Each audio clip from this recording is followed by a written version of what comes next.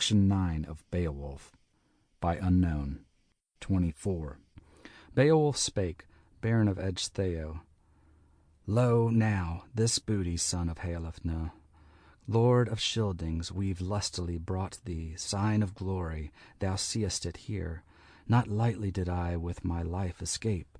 In war under water this work I essayed with endless effort, and even so my strength had been lost, had the Lord not shielded me. Not a whit could I with hunting do in work of war. Though the weapon is good, yet a sword the sovereign of men vouchsafed me to spy on the wall there, in splendor hanging old, gigantic, how oft he guides the fiendless wit. And I fought with that brand, felling in fight, since fate was with me, the house wardens. That war sword then all burned, bright blade, when the blood gushed o'er it. Battle sweat hot, but the hilt I brought back from my foes. So avenged I their fiendish deeds, deathfall of Danes, as was due and right. And this is my hest, that in Heorot now safe thou canst sleep, with thy soldier band, and every thane of all thy folk, both old and young, no evil fear. Scyldings' lord, from that side again aught ill for thy earls, as erst thou must. Then the golden hilt for that grey-haired leader, hoary hero, in hand was laid, giant wrought, old. So owned and enjoyed it after downfall of devils the Danish lord, wonder-smith's work, since the world was rid of that grim-souled fiend, the foe of God, murder-marked, and his mother as well. Now it passed into power of the people's king, best of all that the oceans bound, who have scattered their gold o'er Scandia's isle. Hrothgar spake, the hilt he viewed, heirloom old, where was etched the rise of that far-off fight, when the flood o'erwhelmed him, raging waves, the race of giants, fearful their fate, a folk estranged from God eternal, whence guardian dew in that waste of waters, the wielder paid them. So on the guard of shining gold in rustic staves, it was rightly said, for whom the serpent-traced sword was wrought. Best of blades in bygone days, and the hilt well wound. The wise one spake, son of Heorot, silent were all. Lo, may he say who sooth and right follows mid-folk, of far times mindful, a land warden old, that this earl belongs to the better breed. So oft aloft thy fame must fly, O friend of Beowulf. Far and wide o'er folksteads many, firmly thou shalt all maintain. Mighty strength with mood of wisdom, love of mine will I assure thee, as a while ago I promised thou shalt prove a stay in future, in far-off years to folk of thine, to the heroes a help. Was not Hera mowed thus to offspring, Egwella, honor Scyldings, nor grew for their grace, but for grisly slaughter, for doom of death to the Danishmen?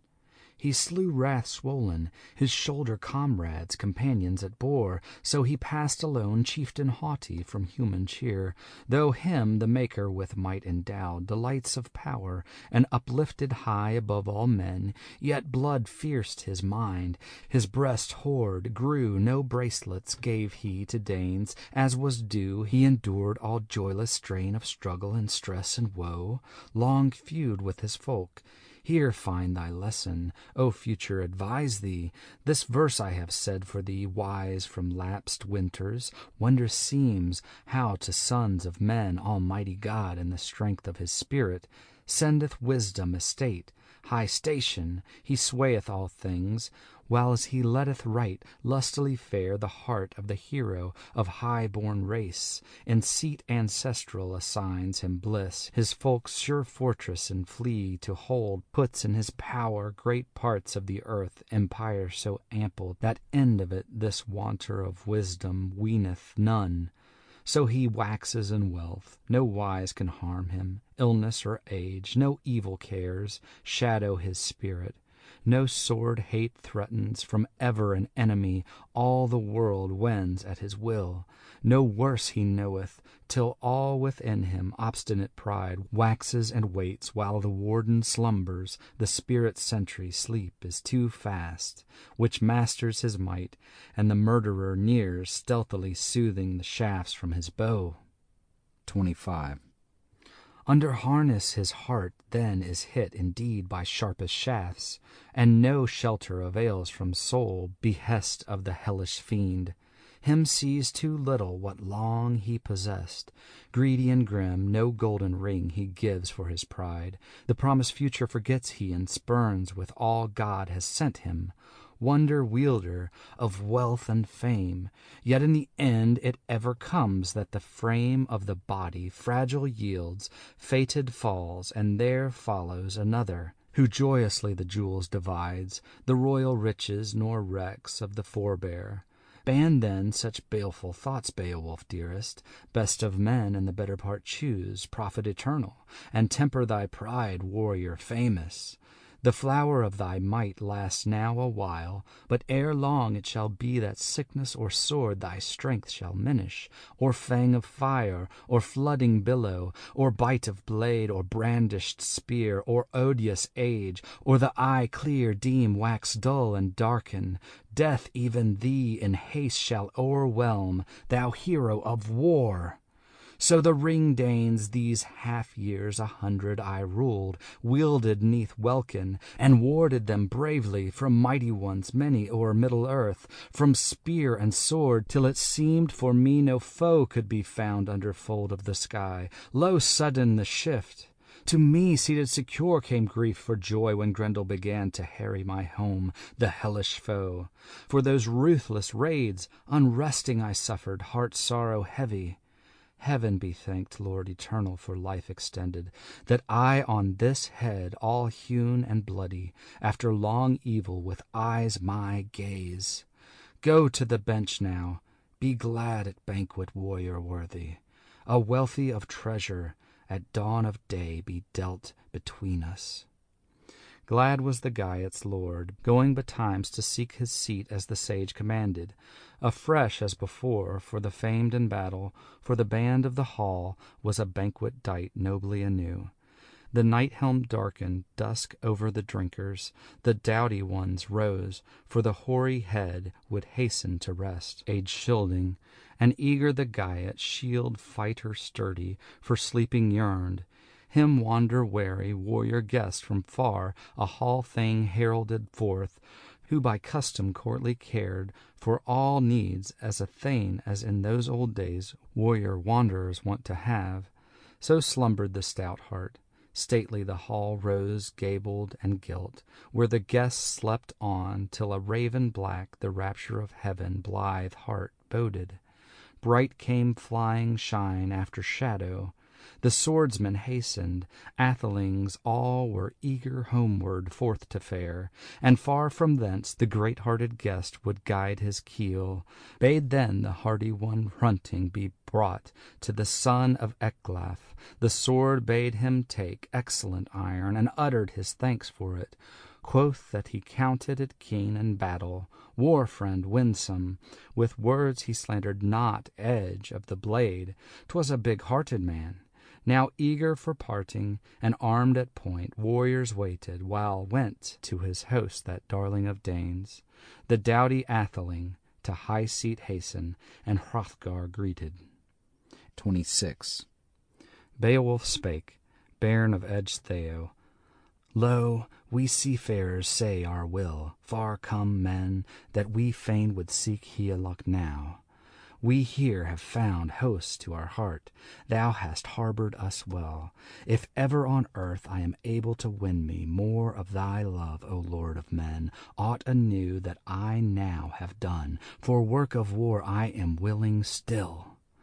If it come to me ever across the seas, that neighbour foemen annoy and fright thee as they that hate thee ere will have used, thousands then of thanes I shall bring, heroes to help thee. Of Heorot I know, ward of his folk, that though few his years, the Lord of the Geats will give me aid, by word and by work, that well I may serve thee, wielding the war-wood to win thy triumph, and lending thee might when thou lackest men.